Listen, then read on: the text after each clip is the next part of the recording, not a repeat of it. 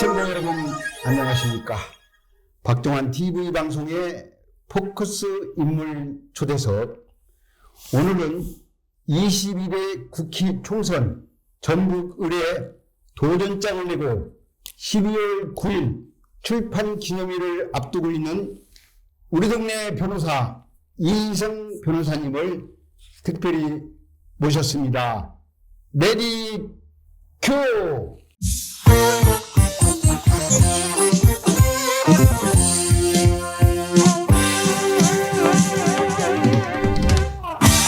본 방송은 익산문화원과 사회단체 익산시민통합발전위원회 후원 제공으로 보내드리겠습니다. 자, 우리 이희성 변호사님, 예. 우리 시청자 여러분에게 간단한 인사 부탁드립니다. 안녕하세요. 내 아이의 아빠 우리 동네 변호사 이희성입니다. 반갑습니다.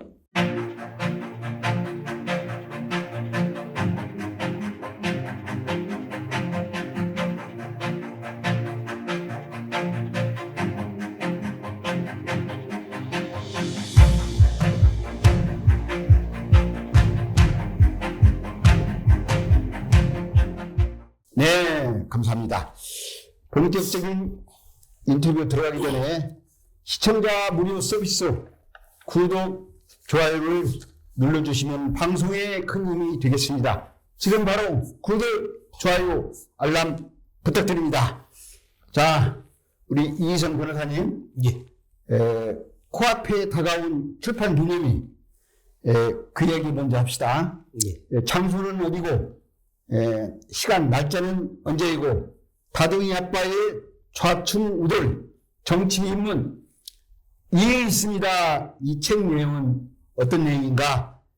재미있게 요약해서 홍보해 주시면 좋겠습니다. 예. 먼저 이슈와 장소는 오늘 12월 9일 토요일 12월 9일. 예. 오후 2시에 원광대학교 프라임관 1층 네. 컨퍼런스홀입니다. 네. 책 내용은 우선 별로 내세울 것은 없지만 제가 지금껏 살아온 이야기와 10살, 8살, 6살, 4살 난 내 아이, 그리고 사랑스러운 아내와 함께 사는 가족들의 이야기, 그리고 정치에 입문하게 된 동기, 정치를 시작하면서 꿈꾸는 익산과 대한민국에 대해서 썼습니다. 특별히 책 제목을 다둥이 아빠의 좌충 우돌 정치 입문기라고 지은 것은 저는 우리 내 아이들이 익산이라는 중소도시에서도 기죽지 않고 살아가며 익산을 아이들이 꿈을 꾸고 그 꿈을 펼칠 수 있는 그런 좋은 도시로 발전시키고 싶은 소박한 욕심에서 정치에 입문하게 되었고, 처음 접하는 정치활동 과정에서 느낀 좌절과 기쁨이 있었는데 이리저리 치이고 부딪히면서 단련되어 왔다는 그런 의미에서 네. 다둥이 아빠의 좌충우돌 정치 입문기라고 한 것입니다. 네. 그리고 이 있습니다라는 말은 변호사가 법정에서 검사의 소송 수행 방식이나 판사의 재판 진행이 형사소송법이나 형사소송 규칙에 위배될 때 쓰는 용어인데, 윤석열 대통령의 통치 방식이나 내용에 이의가 있다는 표현과 동시에 민주당의 국회의원들의 의정 활동에도 이의가 있다는 그런 의미에서 제목을 지었습니다. 네, 그러니까 국민의힘이나 민주당이나 정치인들의 지금 형태를 보고 이의가 있습니다. 예.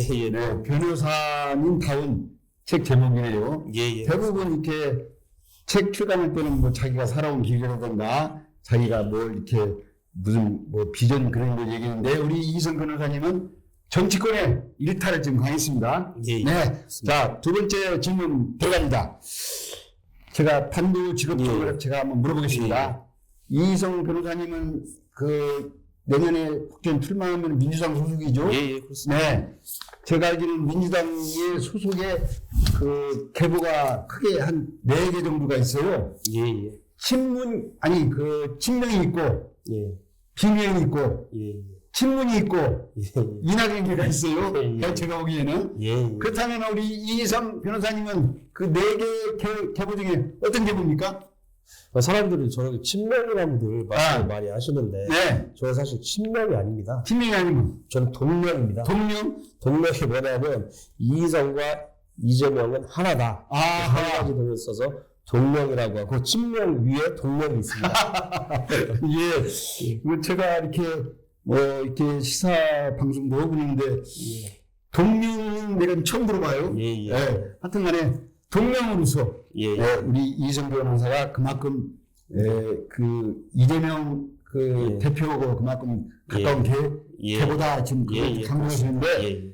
그 동료로서 그 뭐랄까 그 내년 총선에 나선 각오 간단하게.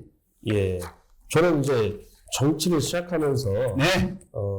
제가 뭐 이 지역의 소수 이름난 그런 유명 인사들이나 지역의 유지분들의 어떤 그런 저에 대한 지지와 그분들의 의견도 중요하지만 무엇보다 일반 시민들 속으로 스며들어야 한다고 생각했습니다. 네. 저는 행사장에서도 내빈석에 잘 앉지 않습니다. 시민들 곁에서 그분들의 민원을 경청하고 메모합니다. 지난해 저의 종소리 200인 시민 합창단에 들어가서 활동한 것도 바로 이러한 맥락입니다. 앞으로도 행사장 맨 앞자리에 앉기보다는 시민 속에서 시민과 함께하면서 제 능력과 각오를 보여드릴 것이라는 점을 분명히 약속드리겠습니다. 네. 그 대부분 보면은 정치인들이나 이렇게 지도자라고 하는 분들이 예. 무슨 행사장에 가면 제일 앞에 있어요. 예. 그 내빈석에도 이제 제일 앞에 오고 예. 이제 지금까지는 그렇게 예. 그런 이제 형식인데 예. 우리 이희성 변호사님은 상당히 좀 그 뭐라 할까 그 틀을 예. 기존의 정치 틀을 예. 벗어나서 예. 새로운 지역 시민들을 이렇게 모시겠다는 그런 각오가 있으신데 사실은 내빈석에 계셔야 될 분들이 가장 뒷자리에 있어야죠. 사실은 시민들을 받들어 모시는 분들이니까 네. 사실은 시민들을 가장 뒷자리에 앉아 계셔야 네. 그게 이제 지금 정치권을 벗어나는 혁신인데 예. 아주 참 시민 정치인으로서 참 좋은 생각을 갖고 있다는 예. 제가 선배로서 예. 참 뭐라 할까 좀 기특하다 좀 그런 생각이 들어갑니다. 아이고, 감사합니다. 자, 세 번째 질문 들어갑니다. 익산에 이제 우리 이희성 변호사님은 차세대 시인 정치인이에요. 예. 시인 정치인 도전장을 냈는데 평소에 이제 예. 내가 내년에 4월에 국회 총선에서 익산을해서 예. 국회에 당선됐다 한다면은 익산의 최대 문제점은 무엇이고 내가 국회의원이 된다면 내가 이것만큼은 내가 익산 시민들한테 비전과 꿈을 한번 주고 싶다. 예. 그런 생각을 갖고 있다면 우리 이희성 변호사가 자신 있게 자기 능력을 발휘할 수 있는 자신 있게 어떤 것을 시민들한테 보실 것인가 한 말씀 부탁드립니다. 일단 익산의 가장 큰 문제점은 저는 갈등이라고 생각합니다. 네. 익산의 어떤 종교 갈등이라든가 세대 갈등이 굉장히 극심하고 이 갈등이 유발된 원인이 그 중심에 저는 정치가 있다고 생각합니다. 정치에서부터 갈등이 유발됐다고 생각되는데 선거가 끝나면 승자 독식의 패권주의가 판을 치고 고소고발이 난무합니다. 정치인들끼리도 서로 화합하지 않습니다. 네. 정당당당하게 승부한 후 승자는 패자를 품을 수 있어야 되고 패자는 아름다운 패배를 인정해야 합니다. 그리고 모두 하나가 되어 익산의 발전과 미래만을 생각해야 합니다. 또한 그동안 국회의원과 시장이 서로 당이 달랐잖아요. 그래서 이 분산되는 그런 측면이 있었습니다. 당이 같던 다르던 목표는 익산의 발전 아니겠습니까? 저는 익산 발전의 시작은 정치권의 단결과 화합에서부터 시작된다 그렇게 생각하고 있습니다. 그리고 익산의 비전에 대해서 잠깐 말씀드리자면 그 익산을 내세울 수 있는 가장 큰 자산은 바로 문화라고 생각합니다. 네. 즉 익산의 비전이 바로 문화인 것입니다. 2000년 전 그 만과 백제를 아우르는 과거와 현재 그리고 미래가 공존하는 문화, 관광, 역사 도시로 만들어야 됩니다. 네. 그렇게 익산을 발전시켜 나갈 수 있는 하나의 축은 문화고요. 또 하나의 축은 익산이 바로 도농복합도시라는 데 있습니다. 네. 익산은 북쪽으로는 금강이 흐르고 남쪽으로는 만경강이 흐릅니다. 당연히 토지가 비옥할 수밖에 없습니다. 예로부터 농업이 굉장히 발달했죠. 그리고 익산의 편리한 교통 환경 그리고 수도권 접근성 대비 땅값이 굉장히 저렴한 편입니다. 수도권 접근성에 대비해서는요. 그렇기 때문에 익산은 1차 생산 그리고 2차 가공, 3차 서비스업을 포괄한 6차 산업의 메카를 키울 수 있습니다. 이것은 바로 대한민국에 있는 인류 식품 대기업들을 유치할 수 있는 하나의 좋은 어떤 토대가 된다는 것입니다. 네. 여러 가지 익산의 지리적인 요소나 교통 환경, 비옥한 토지 같은 것들을 잘 활용하면은 국내 유수의 식품 대기업들을 익산에 유치할 수 있다고 생각합니다. 네. 그 큰 귀걸이에서 그렇게 참 말씀을 해주셨는데 꼭 방금 말씀하신 대로 이희성 변호사가 국회의원이 된다면 그 약속을 꼭 실현해 줬으면 좋겠습니다. 예. 제가 우리 이희성 변호사한테 돌발 질문 하나 하겠습니다. 예. 이것은 준비가 안 된 얘기인데 예. 돌발 질문 제가 하나 할게요. 예. 그 1907년에 우리 익산 우병이 그때 우병 전쟁으로 인해서 85명이 우리 순고 가신 우리 익산 지역 주민이 있어요. 예. 애국지사가 이 85명의 그 순고 가신 그 애국지사의 그런 뜻을 받들어는 익산의 그 의병 기념사업회라고 있습니다. 근데 이게 전북 도나 익산시에서 좀 무관심을 갖고 있고 그러는데 이거에 대해서 우리 만약에 이희성 변호사님이 국회에 든다면은 이 애국지사들의 이 뜻을 어떻게 펼칠 수 있는 그런 방법이 있는가? 거기에 대해서 돌발 질문 한번 제가 해보겠습니다. 우리 대한민국이 국난에 처했을 때 항상 민초들이 나서서 나라를 구해왔습니다. 그렇죠. 임진왜란 때 우리 이치정투, 웅치정투가 우리 지역, 전라북도 지역에서 있었지 않습니까? 네. 그리고 우리 황박장군이 또 굉장히 활약을 하셨죠. 그리고 일제시대 때도 우리 의병들이 활동을 굉장히 열심히 목숨을 내놓고 일제를 물리치기 위해서 활동을 하셨고, 그래서 85분이 1907년에 익산에서 순국을 하셨습니다. 그리고 우리 그 6.25 전쟁 때도 군번 없는 영웅들이 있습니다. 네, 그렇습니다. 특도병들입니다. 네. 이렇게 우리나라는 위기에 처했을 때마다 가진 자, 힘 있는 자보다 힘없는 민초들이 분연히 떨쳐 일어나서 나라를 구해왔거든요. 이분들을 영웅으로 추대하고 대우를 해주는 것은 당연한 국가의 의무입니다. 이것을 방해하는 것은 정말 국가를 구한 사람을 국가가 먼저 손잡아주지 않는다. 이것은 저는 역적이나 다름없는 행위라고 생각합니다. 극단적으로 표현하면 국가를 부인하는 행위죠. 이것을 대접하지 않는 것은 지방자치단체나 국가가 적극적으로 나서서 이분들의 숭고한 희생을 기려야 된다고 저는 생각합니다. 네, 돌발 질문을 제가 했는데 아주 준비가 되신 것 같이 아주 말씀을 잘해 주시는데, 제가 우리 본방송에서 전북 도지사 김관영 지사님께 제가 한 말씀 드리겠습니다. 우리 남북한에서 그때 1907년에 애국지사들이 의병 활동을 한 남북한의 통계가 2,387명이랍니다. 남북한 통틀어서 애국지사라고 의병 활동을 하신 분들의 통계가 2,387명 중에서 김관영 도지사님 잘 들어보세요. 전북이 1,523명입니다. 이 통계를 보면은, 그러면 남북한 통틀어서 애국지사라고 순국한 통계가 나온 사람들이 2,387명 중에서 전북이 1,523명이면 50%가 반절이 넘습니다. 그래서 지난번에 우리 전북 도의원, 우리 익산 지역의 김정수 의원이 도의에서 조례를 이 의병에 대한 우리 전북가 좀 소홀했으니 의병 기념 사업에 대한 도 조례를 통과시켰습니다. 그렇다면은 도에서 예산 책정을 해서 이 의병에 대한 신경을 써야 하는데, 김관영 지사님, 얼마 전에 그 도에서 사무관인가 와서 의병 기념사업 와서 3천만 원을 가지고 와서 기념사업비, 이거 말이 됩니까? 예? 한 예를 제가 들게요. 전라남도는 460억을 들여서 의병 기념사업에 대한 그런 일을 하고 있어요. 충청남도는 300억 이상 들여서 의병 기념사업에 그런 또 일을 하고 있어요. 아무리 그렇다 하더라도 전북 도에서 이렇게 무관심합니까? 만약에 우리 전북의 의병들의 이 뜻을, 나라가 어려울 때 선조들의 이 뜻을 전북도에서 김관영 지사가 무시한다면은 우리 전북 도민뿐 아니라 우리 많은 시민들이 김관영 지사 퇴진을 운동을 할 것입니다.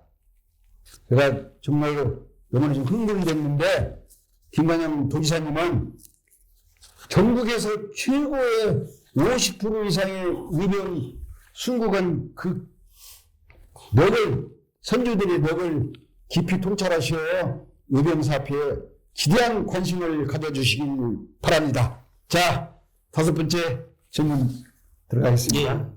제가 오늘 이희성 변호사님 모셔놓고 제가 김관영 지사를 제가 뭐라고 했나요? 자, 저기 정치인들이 표를 먹고 사니까 네. 표를 심판을 네. 하시면 됩니다. 자, 5번째 질문 들어갑니다. 아까 잠깐 우리 이희성 변호사님이 말씀하신 대로 우리 익산은 천년구도 백제문화권의 세계문화유산에 등재된 아름다운 도시예요. 그렇습니다. 그리고 대한민국 5대 문화 특별시인데 이희성 변호사가 아까 서두에 말씀하신 것보다 더 좀 디테일하게 익산 문화에 대한 획기적인 발전과 그 대안 그거 있으면 오늘 한 말씀 자신 있게. 예, 좀 전에 제가 서두에 말씀드렸지만 구체적으로 우리 익산이 내세울 수 있는 유명의 자원은 바로 저는 문화라고 생각합니다. 네, 그렇죠. 특히 종교도 이렇게 넓은 관점에서 포괄적인 관점에서 보면 하나의 문화라고 생각할 수가 있는데요. 익산은 4대 종교가 번성한 고장입니다. 네. 원불교의 총 본산이 익산에 있고요. 그리고 근대 남녀가 유별했던 시절에 또 남녀가 분리되어서 예배를 받던 두동교회가 또 익산에 있고요. 익산 성당에 있는 성당이 있죠. 예. 그리고 김내건 신부의 착지처인 나바위 성당이 그렇죠. 있습니다. 네. 그리고 1000년 이상 된 고찰이 숭림사, 그다음에 심곡사, 네. 그다음에 사자암, 그리고 미륵사지도 이제 뭐 다 소실이 됐지만 미륵사지도 1000년이 넘은 그렇죠. 절터가 있죠. 이런 1000년이 넘은 사찰이 4군데나 있습니다. 이렇게 종교와 문화가 아주 번성한 고장입니다. 그렇기 때문에 이런 종교와 넓은 의미에서 종교도 문화라고 볼 때 이런 문화를 잘 활용하는 우리 익산이 그런 발전할 수 있는 그런 자원으로 활용을 해야 된다고 저는 생각하고요. 특히 우리 익산은 미륵사지와 백제 왕궁터가 유명합니다. 현재 우리나라에서 왕궁터가 남아있는 도시는 익산이 유일합니다. 네, 그렇습니다. 익산만이 왕궁터가 남아있어요. 네. 어찌 보면 다른 도시들은 지상주의, 개발주의 정책 때문에 왕궁터가 다 소실되고 존재하지 않습니다. 네. 하지만 우리 익산은 존재하고 있어요. 그래서 저는 익산 왕경 재현특별법을 제정해야 된다고 생각합니다. 익산 왕경 재현특별법. 재현특별법. 이게 경주는 지금 경주 왕경 보건특별법인데 지금 우리 익산의 경우에는 사료가 없기 때문에 복원을 할 수가 없어요. 그래서 재현특별법이라고 하는 것이고요. 그런 특별법을 제정해서 10년간 3조 원 이상의 국비를 확보해서 미륵사주와 백제 왕국을 재현해야 합니다.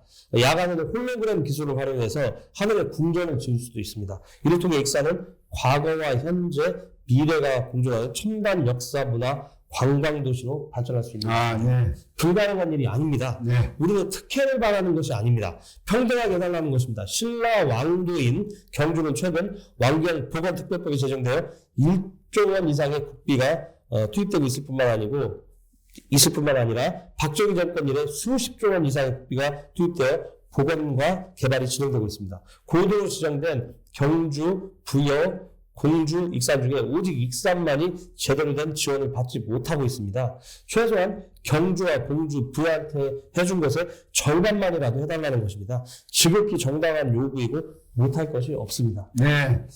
이렇게 우리 또 이희성 변호사님이 백제 문화에 또 우리 익산 문화에 이렇게 지대한 그 해박한 지식을 갖고 있는 저도 깜짝 놀랐습니다. 감사합니다. 이왕 이제 백제 문화권 얘기 나왔으니까 저도 제가 한 말씀 하겠습니다. 30년 전에 제가 그 익산 백제 문화권에 대해서 관심을 갖고 사실 그 당시 30년이 넘었는데 노태우 정부에 있어요. 그 당시 노태우 정부에서 3당 합당을 했지 않습니까? 노태우, 김영삼, 김종필 그렇죠. 3당을 합당한 그 선물이 백제문화권 대개발이에요. 네, 맞습니다. 예. 그래서 김종필 그 당시 김종필 총재가 3당 합당의 선물로 부여공주를 신라 경주 복문단지 같이 그렇게 개발하겠다 해서 정부에서 국무회의를 통과시켜서 부여공주만 익산을 빼고 예, 맞습니다. 부여공주만 백제문화권 대개발로 해서 발표를 했어요. 예, 그 당시에는 30년 전이니까 익산군입니다. 이짓이 따로 있었어요. 예, 맞습니다. 그래서 우리 익산군에 뜻 있는 분들하고 제가 앞장서서 익산 백제문화를 익산도 그 부여공주와 같이 백제문화권으로 포함시켜야 한다. 청원운동을 해서 국정감사까지 올리고 그 다음에 대통령 공약사업까지 집어넣어서 김영삼 대통령이 되고 나서 익산을 백제문화권으로 포함시킨 거예요. 예. 그런 역사가 있는데 오늘 우리 이성 변호사님이 이렇게 저보도 이렇게 백제문화 또 우리 익산 문화에 대해서 해박한 지식을 갖고 있는 거 보고 꼭 우리 이성 변호사 같은 분이 국회의원 당선이 됐으면 우리 익산 문화가 더 비상한 발전이 있겠다는 그런 생각이 들어요. 감사합니다. 더 열심히 네. 공부하겠습니다. 하여튼 우리 익산은 그 문화도시, 교통도시, 예, 교육도시, 예, 그렇습니다. 네. 그리고 방금 말한 대로 도농, 예, 복합도시. 예, 이게 네 개가 우리 익산시의 비전 아닙니까? 예, 그렇습니다. 이걸 잘 살려서 예, 좀 우리 이희성 변호사의 시민들이 바라는 그런 꿈을 재현했으면 좋겠다는 생각이 들어갑니다. 예, 열심히 자, 하겠습니다. 6번째 토론 들어갑니다. 우리 익산시가 한때는 33만이 넘는 인구가 있었어요. 현재는 27만도 지금 분기가 되는 이 무너지는 비참한 현실이 있습니다. 그래서 호남 3대 도시가 호남 5대 도시로 이 추락하는 비참한 현실을 보고 있는데 인구 감소 문제, 물론 비단 우리 익산시만 문제가 아니지만 그래도 우리 이희성 변호사가 정치를 하시고 지역 주민들의 표를 놓고 지도자가 되겠다면은 익산 인구 감소에 대한 특단의 무슨 대안이랄까 공약이랄까 있으면은 우리 익산 시민들한테 한번 호소 부탁드립니다. 사실은 이 주제를 가지고 저한테 말씀을 하라고 하시면 네. 제가 3시간은 떠들 수 있는데요. 간단하게 말씀 올리겠습니다. 네. 사실은 우리 위원장님께서 말씀하신 대로 익산뿐만이 아니고 사실 모든 지방도시가 대한민국에서 겪고 있는 그런 문제가 지금 인구 감소 문제, 네. 그래서 지방 소멸이라는 말이 나올 정도이고 정치인의 한 사람으로서 저 같은 사람에게는 이제 직접적인 타격이 오는 것이죠. 왜냐하면 선거가 줄어들 수 그렇죠. 있으니까.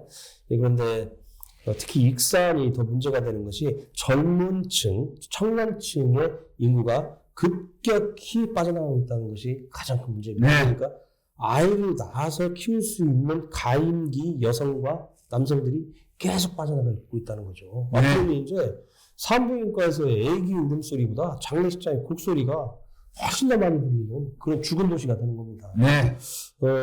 그렇다면은 그 논의의 초점을 도대체 젊은 사람들이 다른 도시도 이렇게 인구가 줄어들긴 하지만 왜 익산은 유별나게 젊은 사람들이 이렇게 많이 빠져나가는가 이 부분을 우리가 고민해 봐야 되거든요.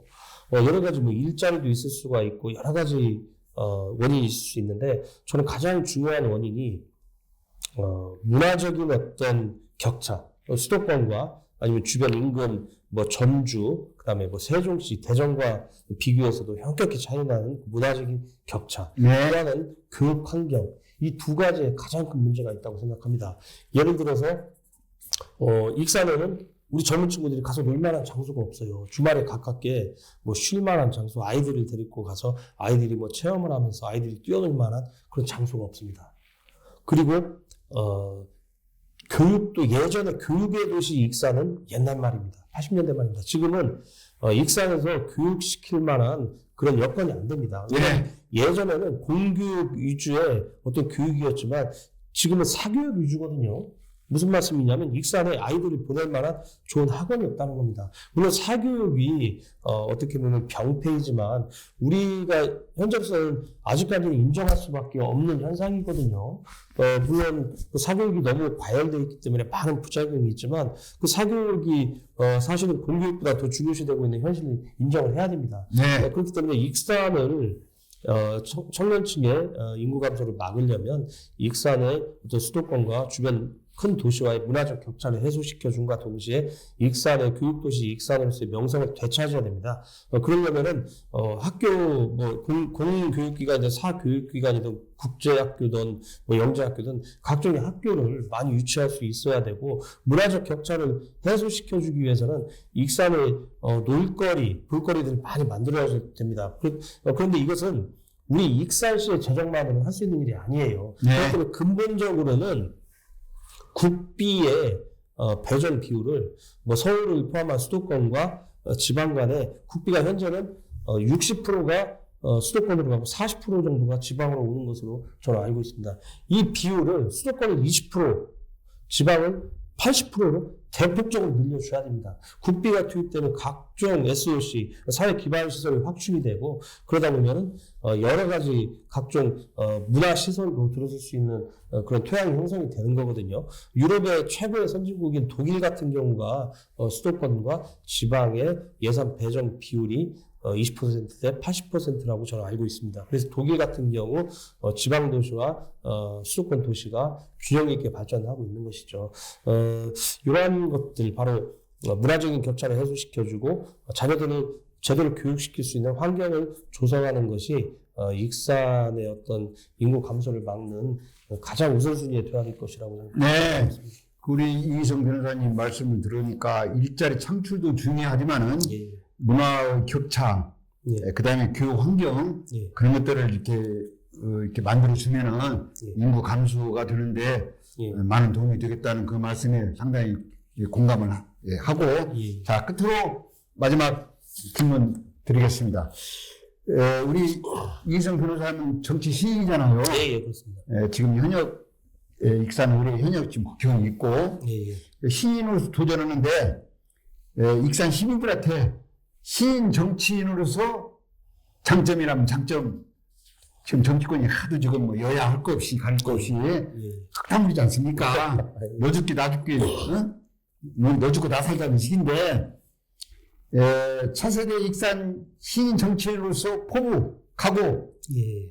그 말씀 우리 익산 시민들한테 한번 홍보 끝으로 부탁드립니다. 저는 이제 제 포부나 각오는 이제 앞서 여러 가지 비전들을 제시해 드렸고 저는 이제 기존 정치인들에 관한 먼저 이 말씀부터 한번 올리겠습니다. 네. 지금까지 우리 익산 시민들은 자신의 대리인을 내세워서 중앙에 나가서 우리 익산의 몫을 좀 확실히 챙겨달라 이렇게 주문했습니다. 하지만 누구 하나 이런 시민들의 준엄한 명령에 부응한 정치인이 없었습니다. 민주당 공천만 받으면 당선이란 등식이 성립되기 때문에 중앙에서 공천권자에게 줄을 서 공천 받으려고 하고 막상 지역에는 관심을 두지 않고 그렇죠. 이러한 존렬하고 파렴치한 행태를 반복하고 있습니다. 모 의원님은 당의 주요 보직을 맡거나 청와대에서 높은 배설을 한 것을 엄청나게 자랑하고 이것을 선거에 이용하기 위해서 홍보하고 있습니다. 그런데 말입니다. 그렇게 좋은 당직과 그렇게 높은 배설을 하면서 대체 익산을 위해 한 일이 무엇입니까? 개인의 영달과 가문의 영광을 제외하고서 급격한 인구 감소로 소멸 위험 지역으로 전락한 익산을 위해서 도대체 무엇을 했습니까? 새만금 SOC 예산이 78% 5천억 원 넘게 삭감되어서 그 예산이 부산에 가득 들어갈 때 도대체 무엇을 했습니까? 익산의 정치인들은 창피한 줄 알아야 한다고 저는 네, 아주 시원한 목소리 좋습니다. 저는 개인적인 출세나 영달에는 관심이 없습니다.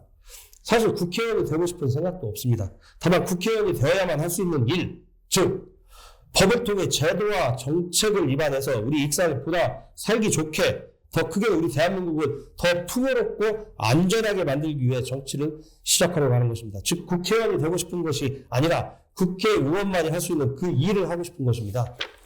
시민 여러분께서 조금만 자세히 들여다보시면 아실 수 있습니다. 눈을 크게 뜨시고 가슴을 크게 여시면 저 이희성이 어떤 사람이고 어떤 비전이 있는지 알아채실 수 있을 것이라고 그렇게 생각합니다. 오늘 좀 명언을 하나 했어요. 명언. 국회의원이 되고 싶어서 되는 것이 아니라 국회의원만이 할 수 있는 일을 하고 싶다. 예. 오늘 정말 우리 본방송에 명언이 하나 나왔어요. 지금 현역 정치인들이 좀 잘 들어야 해요. 그 사람들은 국회의원이 되고 싶어서 국회의원만 되려고 해요. 예. 국회의원이 할 수 있는 일을 교환시하고 예. 네. 그래서 우리 이성 신인 정치인이 내년 4월 국회 총선에서 당선이 돼서 익산에 새로운 바람을 일으켰으면 좋겠다는 생각을 끝으로 이번 주 방송을 여기서 마치겠습니다. 시청자 여러분, 다음 주에 만나요. See you again. 감사합니다. 감사합니다.